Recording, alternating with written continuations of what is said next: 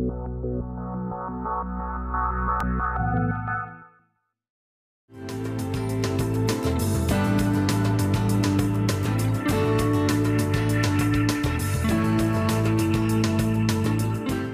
learners, and welcome to today's episode of Foreign Trade. This episode will tell you about the balance of trade, the types and causes of disequilibrium in the balance of payment, trade policy and trade protection policy. I am Dr. Sumbul Zaman, PhD in Human Resource Management from the Center for Management Studies, Jamia Millia Islamia University, and I am into teaching. So let's start with the concept of balance of trade. Balance of trade is the difference between the value of goods and services sold to the foreign countries by the residents or the firms of the home country and the value of goods and services purchased by them from the foreign countries. In short, it is the difference between the value of goods and services which are exported and the value of goods and services which are imported by a particular country. A trade equilibrium tends to prevail if the value of the export of goods and services tends to be equal to the value of imports of goods and services. A trade surplus is said to be there if the value of export of goods and services is more than the value of import of goods and services. A trade deficit tends to prevail if the value of the import of goods and services is more than the value of export of goods and services. An important point that needs to be mentioned is that the country should have an active trade balance, that is, the credit should always exceed the debit. As against this, a passive trade balance, that is the debit exceeding the credits, is not a desirable situation. Also, the balance of trade adds to the national income of the country. Now, after the concept of balance of trade, let's move on to the concept of balance of payment. Balance of payment is a broader concept of the balance of trade. Balance of payment, as we have studied earlier, is the statistical statement of any country. The balance of payment of a particular country is a systematic record of all its economic transactions with the rest of the world in a particular year. Balance of payment on current account includes the receipts on the account of earnings and the payments on the account of spending. Now, after going through the basics of balance of payment and balance of trade, we will differentiate between the two. Let's start with the balance of trade. The balance of trade forms an important segment of the balance of payment. However, it does not provide a complete picture of the country's economic position. One of the reasons behind this is that it takes into account only the physical items and records those transactions that are related to goods. Also, capital transfers are not included in the balance of trade. It can show a surplus or a deficit, but at the same time it can be balanced also. Another point that needs mention is that the results may be balanced, favorable or unfavorable. Now let's talk about the balance of payments. Balance of payments, as mentioned earlier, tends to keep a track of the overall monetary and economic transactions conducted by a country at a particular period of time. It includes both goods and services. Unlike the balance of trade, the balance of payment includes both capital account as well as current account. It always tends to be balanced. It involves capital transfer, which is not a part of balance of trade. The results are tallied in terms of receipts and payments. Now let's talk about the different types of disequilibriums that take place in the balance of payment. But before that, let us find out as to when does a disequilibrium take place in the balance of payment. The balance of payments is said to be in equilibrium when the demand for foreign exchange is exactly equivalent to its supply. However, disequilibrium is said to prevail when there is either a deficit or a surplus in the balance of payment. Now, disequilibrium in the balance of payment due to deficit is said to have taken place when the demand for foreign exchange exceeds its supply. Disequilibrium due to surplus is said to have taken place when the supply of foreign exchange exceeds its demand. Disequilibrium also depends upon the particular stage of a country's economic development. For example, if a country is in a developing stage, then it will be facing deficits. The obvious reason behind this is that it will be importing raw materials, equipments and machineries, etc. And as a result of this, it will be paying more for the exports and getting less for the imports. Now, this situation would ultimately lead to a disequilibrium. Now, there can be many different reasons or causes of this disequilibrium. Some of them can be random variables. The random variables such as the seasonal fluctuations or the effect of weather on agriculture may become one of the reasons for temporary fluctuations. Fundamental disequilibrium. This arises due to the changes in the economic conditions of a country. One of the conditions may be change in the consumer's tastes or preferences. This in turn affects exports and imports of a country. Cyclical transmission. Trade tends to be affected by various phases of business cycles such as recession or depression. Now, this ultimately gets transmitted from one country to another. The import related causes. A rise in the imports due to such reasons as an inflation in the domestic market, a population growth, a reduction in import duties, etc. can be responsible for a large balance of payment deficit. The export related causes. A decrease in the exports due to such reasons as availability of newer substitutes, technological developments and appreciation of domestic currency, etc. may also become one of the reasons to disequilibrium. The technological changes. Changes in the technology or the method of production can affect the cost, price or the quality of products. Now, this can have a similar effect on the domestic industries as well as the foreign industries. These changes would also affect the country's ability to compete with the foreign competitors. National income. An increase in the national income consequently leads to an increase in the imports. Now, this often results in a deficit in the balance of payment, other things being the same. Inflation. The price of exports increases as a result of inflation. This ultimately leads to a fall in the exports. Consequently, the demand for import increases and any such situation can lead to disequilibrium. Globalization. The imports, exports and investments have been profoundly affected by globalization. This can also become one of the reasons for a disequilibrium in the balance of payments. Okay, now let's talk of the different types of disequilibrium. The first one is structural disequilibrium. Now, as the word suggests, structural disequilibrium is caused by the structural changes in the economy. These structural changes may take place as a result of a shift in demand, a decline in the demand or some natural calamities. Now, structural disequilibrium due to a shift in the demand may affect the demand for the imported goods. Structural disequilibrium due to a decline in the demand for the country's product may take place as a result of availability of cheaper substitutes abroad. Structural disequilibrium caused by natural calamities may lead either to a shortage of raw materials or certain institutional changes. Let's come to the second category of disequilibrium, that is the cyclical disequilibrium. Cyclical disequilibrium, as the word suggests, is affected by the different patterns of trade cycle, the income elasticity of demand in various countries and the price elasticity for imports in various countries. The third one is the short run disequilibrium. As the word indicates, it occurs for a shorter period and it may take place due to the strikes or unrest or any other natural calamities such as the failure of monsoons.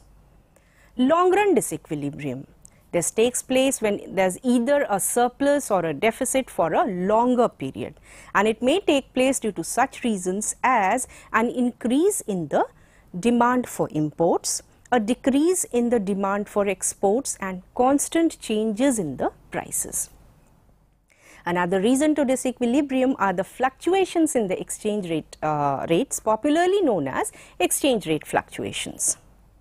We also need to know about the different measures to correct the various disequilibriums. The different ways in which disequilibrium in the balance of payment can be corrected are expansion or contraction of money supply. Now, the act of expanding or contracting the money supply creates an effect on the level of aggregate domestic demand, domestic price and demand for imports and exports. This can be one of the ways to rectify the disequilibrium. Devaluation. It is a reduction in the official rate at which one currency can be exchanged for another currency. A country can devalue its currency either to encourage exports or to discourage imports to correct the disequilibrium. Encouraging exports. Producing quality products, reducing export duties or export subsidies or even abolishing them can be some of the ways in which exports can be encouraged. Controlling imports. Increasing the import duties through licensing or restricting the imports through import quotas can also be one of the ways to rectify disequilibrium. Disequilibrium can also be corrected by other miscellaneous measures such as obtaining foreign tourists or providing incentives to enhance inward remittances. Now, let us move on to another topic. We will be studying the concept of trade. Trade in plain language involves the transfer of products or services from one person or an entity to another. This is done in exchange for money, goods or services. The network through which trade is done is known as a market. Trade involves the rate at which the goods of one country are exchanged with the goods of the other country. It denotes the relation between the imports and export prices of the goods of a country. Trade improves when the export prices rise in comparison to the import prices. In other words, a country gains when the import prices are low as compared to the export prices and vice versa. Terms of trade. The terms of trade expresses the relation between the export prices and the import prices. It therefore would be correct to say that the terms of trade improve if the export prices rise as compared to the import prices and vice versa. Now, let us make ourselves aware of the different terms of trade. Commodity terms of trade, also known as the net barter terms of trade, it is the ratio of the price of a country's imports to the price of the country's exports. Gross barter terms of trade, it is the ratio of the quantities of the country's imports and exports. It is calculated by dividing the quantity of imports by the quantity of exports. Income terms of trade. It involves the volume of exports of a country and the price of its imports and exports.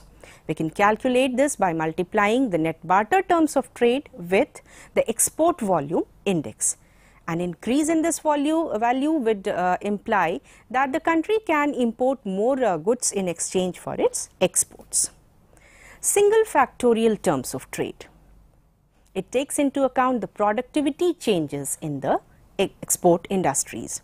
We can calculate this by multiplying the commodity terms of trade with the productivity changes in the domestic exports. Double factorial terms of trade. It takes into account the productivity changes in the export sectors and foreign export sector. It is calculated by first dividing the export productivity index by the import productivity index and multiplying it with the commodity terms of trade. Real cost terms of trade. This basically measures the real gains from international trade. We can calculate this by multiplying the single factorial terms of trade with the reciprocal of the amount of disutility per unit of productive resources.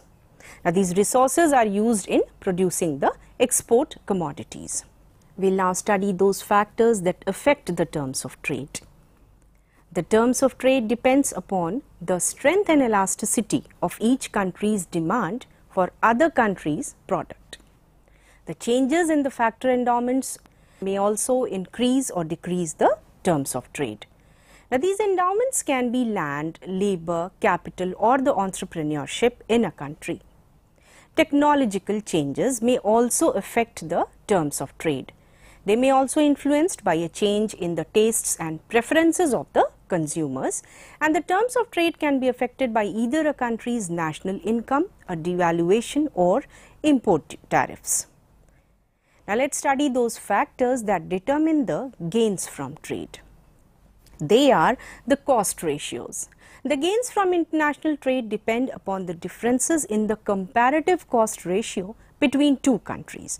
For example, if one country has a comparative advantage in the production of one product and other country has a comparative advantage over another product, then both the countries would gain from trade. Now, the extent of this gain would obviously depend upon the cost of production of each commodity in both the countries. Reciprocal demand. Terms of trade also depends upon reciprocal demand. Reciprocal demand refers to the relative strength and elasticity of demand in one country for the product of another country. Level of income. The gains from trade depends upon the level of income of a country. And those countries whose goods have a constant demand in other countries will have a higher level of income. Consequently, a rise in the exports will raise the wages, and as a result of this, people would gain as consumers of imported goods. Terms of trade. It is the rate at which the commodity of one country is exchanged with the commodity of other country. The terms of trade also determines the gains from trade. Let us now come to the concept of trade policy. Trade policy. A trade policy comprises of goals, standards, rules and regulations regarding the trade relations between countries. Every country has its own trade policy, including the trade barriers, tariffs, quotas, import and export taxes, safety rules, etc. These trade policies may be national, bilateral or international trade policies. A free trade policy is a complete freedom in international trade. It is one without restrictions on the movement of goods among countries, and that is why it is without tariffs and quantitative restrictions apart from other things. It leads to international specialization and secures optimization of consumption, and by doing this it makes the entire world become a market for all products. One of the outcomes of free trade is the prevention of monopolies. A negative outcome of free trade policy is that there being no restrictions on the movement of goods, substandard and harmful products may also be produced. A trade policy, being a significant general statement, requires a proper planning. Once this policy is coined, it facilitates or helps the manager in planning and decision making. Therefore, a proper formulation of policy framework is essential as far as foreign trade is concerned. The basic reason behind this is that it acts as an important factor for national development. Now let's come to the advantages and the disadvantages of trade policy. Advantages of trade policy. A good trade policy helps to increase the export of those products that can expand the domestic market. It also prevents imports either to stop unfavorable balance of payment or to protect infant industries. It protects domestic industries from foreign competition for their development, and it follows the anti-dumping theory. According to this theory, the foreign producers tend to cut the prices of their products and services temporarily. They do this to drive the domestic firms out of market. Now, by doing this, the foreign producers use their monopoly power to exploit the consumers. Disadvantages of trade policy. It artificially raises the price of imported goods, and this in turn increases the cost to consumers. Sometimes it may also lower foreign competition, offering fewer choices to the consumers. Trade policy makes it easier for the firms to gain a monopoly market power. Now let's throw some light on the historical perspectives of foreign trade policy. The foreign trade policy has evolved over a long period of time since independence, and the various trade policies that have been introduced with time are in the following chronological order. In the year 1970, the Export Policy Resolution was passed in the Parliament. In the year 1978, the export-import procedures were given by Alexander Committee. It aimed at economic growth and export promotion via liberalization. In 1980, the export strategies for the 80s were decided upon by the Tandon Committee. It recommended the policy of vigorous export promotion and further the import liberalization. In 1984, the trade policies were given by the Abid Hussain Committee, and it emphasized the need for striking a balance between export promotion and import substitutions. In 1985, the EXIM policy came into force. It was a 3-year policy. The main aim was to facilitate production through easier and quicker access to imported inputs, strengthen export production, technological upgradation, and savings in imports. A 3-year export and import policy came from 1990 to 1993. It provided a momentum to liberalization by emphasizing industrial and export growth. EXIM policy for 1999 to 2000, apart from other things, gave the concept of free trade zones without custom intervention. The EXIM policy 2000 advocated setting up of special economic zone and aligning EXIM procedures with the World Trade Organization norms. EXIM policy, coined for 2001 to 2, laid special emphasis on research and development, market research, and retail market infrastructure. The EXIM policy 2003 to 2004 unveiled a package of incentives to boost the export of services and farm products. The EXIM policy 2002 to 2007 focused on special economic zones and employment-oriented measures. The trade policy of India of the 1990s was influenced by the Swadeshi and the License Raj systems. However, the era of liberalization between 1991 to 1996 led to a reduction in import tariffs and elimination of quantitative restrictions. This finally resulted in the yearly growth rate. Later in 1999, the issues like competitiveness, poor infrastructure, and over-regulation were addressed. The NFTP in between the years 2004 and 2009 aimed to double India's share in world exports. Now let us come to the topic of trade protection policy. The policy of protection is one by which the domestic industries are protected from the foreign competition. In other words, it refers to those government actions and policies that restrict international trade. The other word for it is the trade protection policy. It aims to protect the local businesses from foreign competition. There are various ways in which a trade policy can be implemented, and some of them can be imposing restrictions on low-priced goods, imposing import duties which raise the price of foreign goods, quotas and other non-tariff restrictions, giving subsidies or bounties to domestic industries to help them compete with the foreign goods. The policy of free trade no doubt has many positive aspects. They can be the optimization of resources, optimization of consumption, wider market contribution to economic development, prevention of monopolies. However, protectionism is not free from certain flaws. A few of them that need mention. Practically, the conditions of free trade do not exist. A few reasons are the presence of monopoly, imperfect labor markets, or imposition of tariff, etc. There is a probability of substandard or harmful products to be traded. This in turn may hamper social welfare. Free trade may also give rise to cutthroat competition, as countries with better factor endowments may produce some products at cheaper rates than other countries.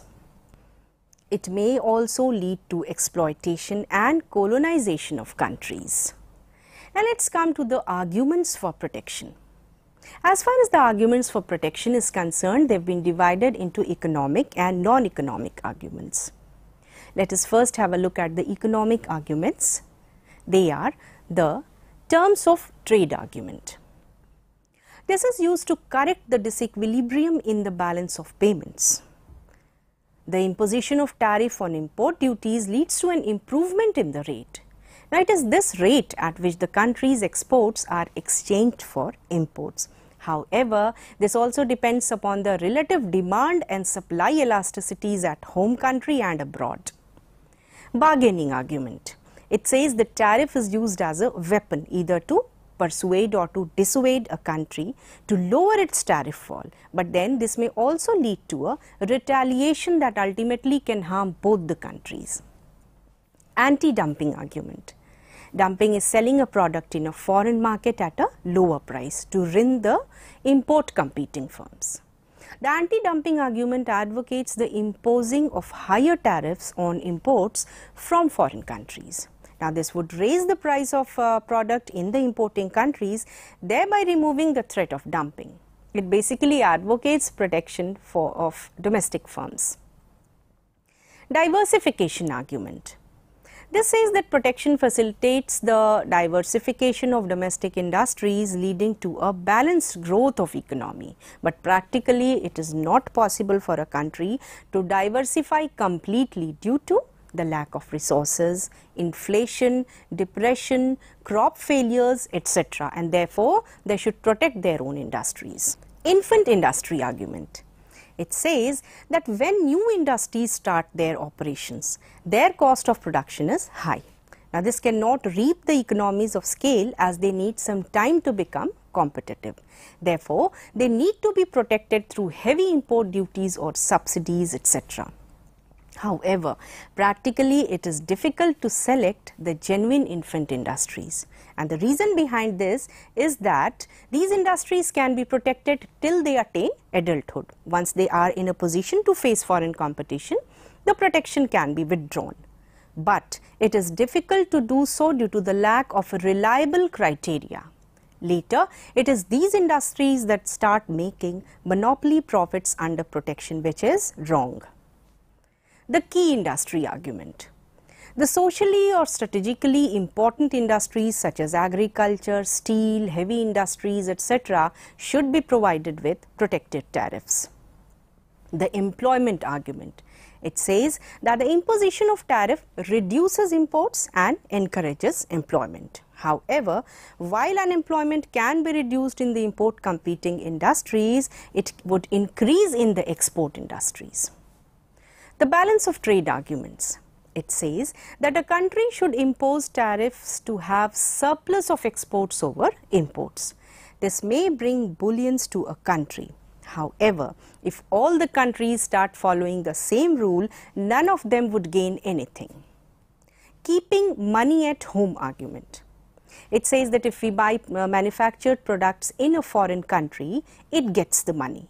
And if we buy the same goods in our own country, we tend to get goods as well as money. But then, if every country were to follow this rule, the concept of international trade would be no more, and none of the countries of the world would reap its benefits. The last one is expanding the home market argument, which says that protection is given to the new industries and its workers can expand the home market for all the domestic products. However, if the home markets would expand at the expense of foreign markets, the exports would decline. This can also lead to a retaliation by other countries. So that was all for today. With the hope that you've understood the different topics taught today, we come to the end of this episode. Today we learned the disequilibrium in the balance of payment and the various methods for correcting it. We also studied trade policy and trade protection policy and the various arguments related to it. See you next time with a new topic. Till then, take care and goodbye.